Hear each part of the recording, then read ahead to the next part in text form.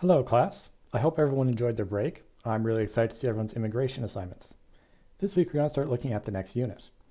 The rest of the year will focus on different aspects of economics. Our next unit asks the question, to what extent do different economic systems affect quality of life? To answer this, we'll need to start with some basic definitions and general economic principles. So let's start with the obvious question. What is economics? Many people will tell you that economics is the study of money. This is true, but it doesn't really tell the whole story. Your textbook defines economics as the study of production, distribution, and consumption of goods and services. What does this mean? The general idea is that money by itself is largely meaningless. Money is important because we can exchange it for goods and services. That is to say, we use it to buy and sell things. Uh-huh. Aw, $20. I wanted a peanut. $20 can buy many peanuts. Explain how. Money can be exchanged for goods and services. Woohoo! Go up! Economic systems are the different ways that society organizes the flow of money and thus the production, consumption, and distribution of goods and services. There's three main types of economic systems. The main difference between them is the amount of the economy that is privately or publicly owned. In economics, private ownership means that something is controlled by an individual or by a privately owned business. Public ownership means that it's controlled by the government and paid for by taxes. An economic system where all resources are publicly owned is a planned economy. In this system, the government decides how these resources will be used and manages the production of goods and services. Individuals have very little control over economic decision making. The idea is that with central planning, the economy can be set up perfectly to meet the needs of everyone. The problem is that it's very difficult to plan out an entire economic system and to quickly respond to all the changes and problems that might pop up. The opposite of a planned economy is a market economy. Individual people and businesses control resources. Producers decide what to produce and how much. Consumers decide what they want to buy. Businesses that make smart decisions succeed. The ones that make poor decisions fail. Everybody does what's best for themselves, and the government stays out of the economic decision making. This is often called the invisible hand of the free market. The point is, ladies and gentlemen, that greed, for lack of a better word, is good.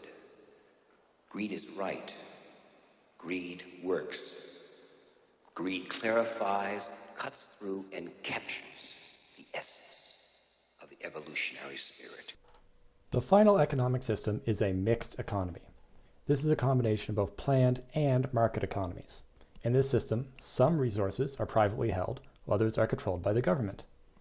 Most countries in the world have a mixed economic system, but it's important to remember that mixed economies represent a wide spectrum. Some mixed economies are mostly planned, while others are much closer to being a pure market economy. This graphic shows where various countries land on the spectrum between planned and market economies. You notice that Canada is in the middle while trending towards the market side. In Canada, we mostly rely on the free market, but the government also intervenes in economic decisions. Our government sets laws around things like minimum wage, environmental impact, and worker safety. These all affect how the market is able to operate. The government also runs crown corporations. These are organizations that are run like a business, but are owned by the government. Some examples of these organizations are things like the CBC or Canada Post. They're often started when the government wants a company to serve a sector of the market that is being neglected by businesses, or when they want to make sure there's a Canadian presence in a certain industry. When a crown corporation is no longer required, it may be privatized and sold to private investors. Air Canada was started as a crown corporation until it was sold in 1988, and it's been run as a private business ever since. Take a look at the comic on page 199 of your textbook. Pause the video and read through it. I'll wait right here.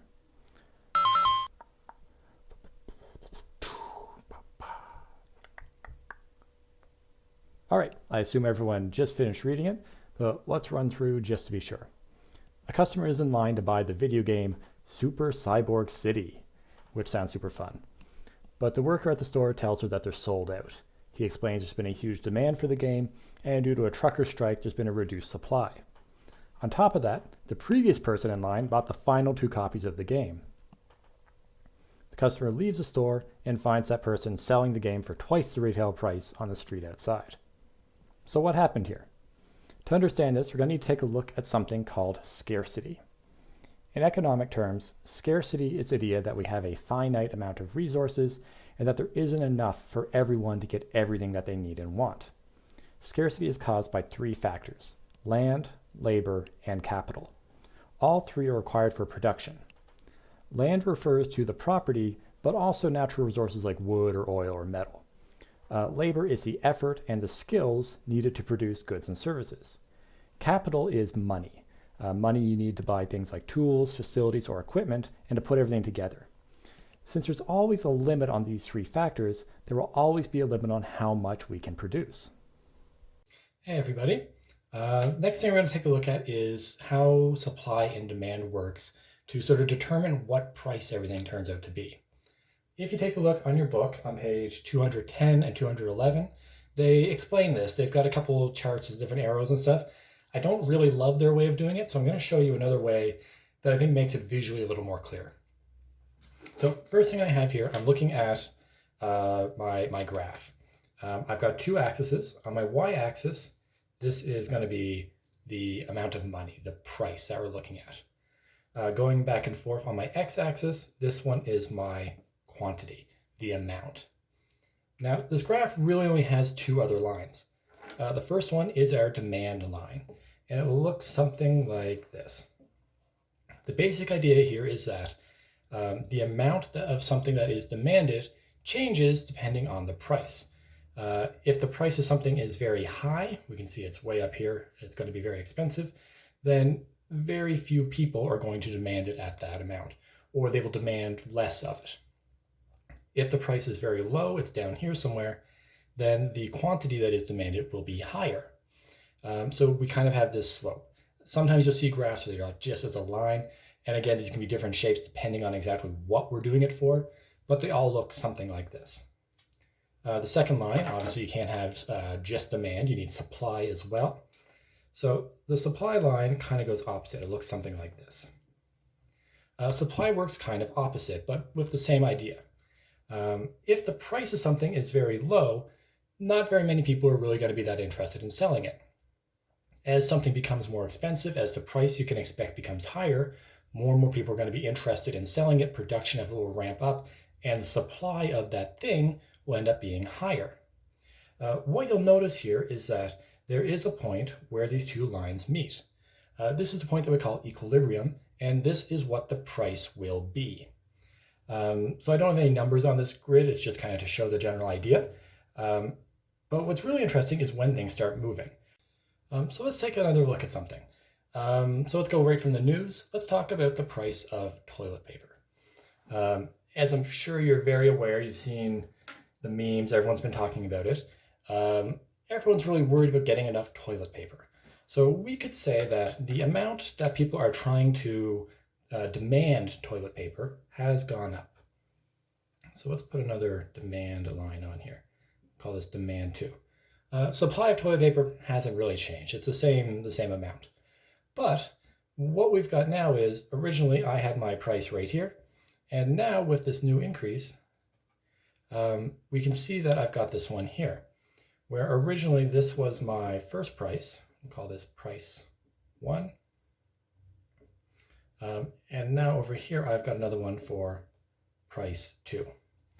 And we have this problem now that as the demand has increased, they have probably tried to increase supply a little bit, but the price has kind of gone up. Now, the really interesting thing is the actual price of toilet paper hasn't changed. If you go to a store and you bought toilet paper 6 months ago, you go and you buy it now, it probably costs about the same. There's a couple of reasons for this. On one side, companies don't like to have a reputation for gouging people. On the other, it's just a lot of work for them to change their price every time there's a slight decrease or increase in supply and demand. It's easier for them just to keep everything kind of level. So the stores themselves haven't really changed the price. What we have seen is that if this is the quantity that is normally being demanded, and this is the new quantity that we're kind of trying to go at, we now have a gap.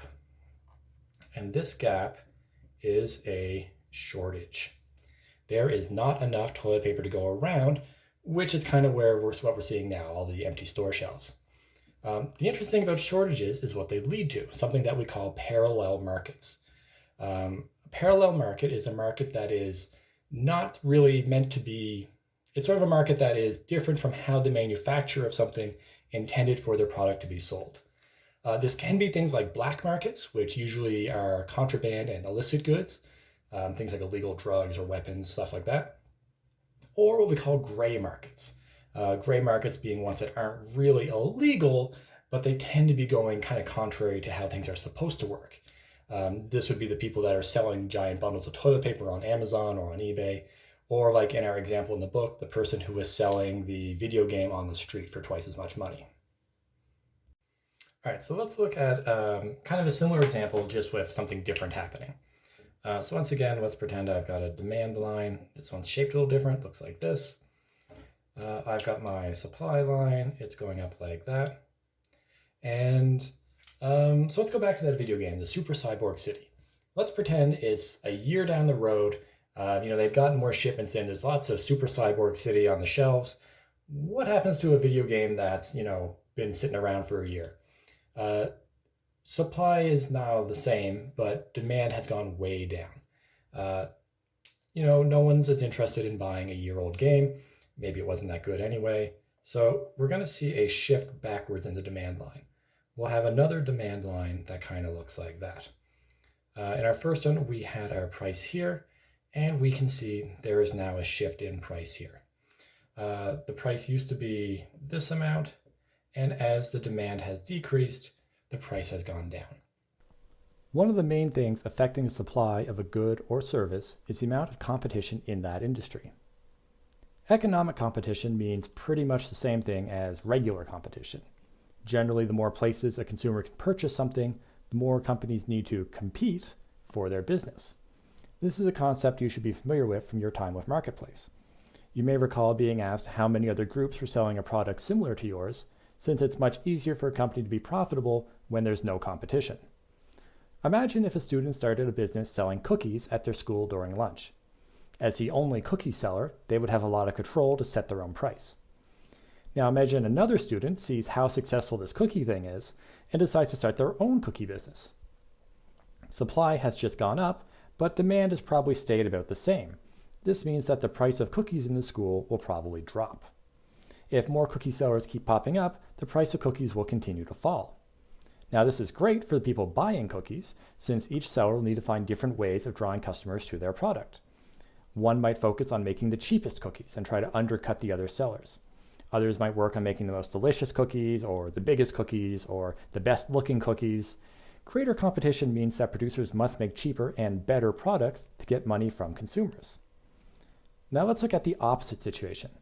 Let's say your teacher steps in and says, well, this is getting ridiculous. The school doesn't need all these different cookie companies. We're just going to let one person sell cookies at the school. Now that teacher has just created a monopoly. Now we all know the word monopoly from the board game, but what it really means is for one company to completely control the entire supply of a good or service. Much like the board game, monopolies are not very fun. Without any competition, this sole seller is free to charge a higher price for their cookies, since there's nowhere else that you can buy them for cheaper. He also doesn't have to worry about the quality of his cookies, since no one else is going to sell better tasting ones. For this reason, we usually try to promote competition and discourage monopolies. The last thing we're going to look at is labor. Remember that one of the sources of scarcity was labor. Labor is a necessary component of production, and a shortage of labor means a shortage of production. Whenever an employee is working at a job, they're selling their time and their skills to their company, and in exchange, they are given money in the form of their paycheck.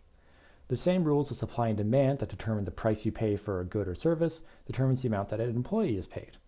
Demand is dependent on the amount of a certain type of work that needs to be done, and supply is determined by how many employees are available to do that work.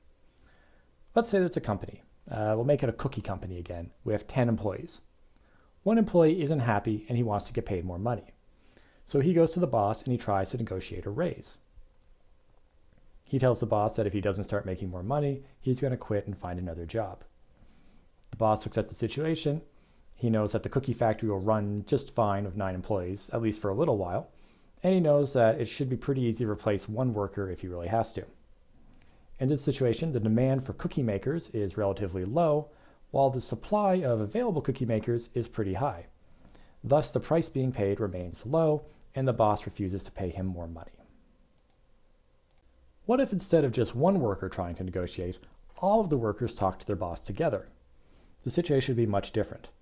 While the factory can get by with 1 or 2 missing employees, it'll have to shut down if everyone is gone at the same time. On a similar note, while one employee might be easily replaceable, it's much harder to hire and train replacements for your entire workforce. In this case, it's much more likely that the employees will get their raise or maybe a different perk, like more vacation time or better working conditions. This action is called collective bargaining, since, just as it sounds, it is a collection of people bargaining together. Usually, collective bargaining is achieved through the use of labor unions. A union is an organization of workers that act together to protect their interests. A union may be formed out of the workers from one company or possibly from the entire industry. Unions are responsible for many benefits we have today, such as minimum wage, laws about worker safety, and the hours that you're allowed to work. All right, so that pretty much sums up Chapter 6. Make sure you still take a look through the chapter in the book. I tried to cover everything, but there is going to be some stuff that you're going to want to read through as you're going through your assignments. Make sure you keep checking the Google Classroom every day to see if anything new is coming in. And remember that if you have any questions, you can always contact me by email. You can catch me on the Discord, and that I do a Google Hangout most days in the afternoon. Have a nice day.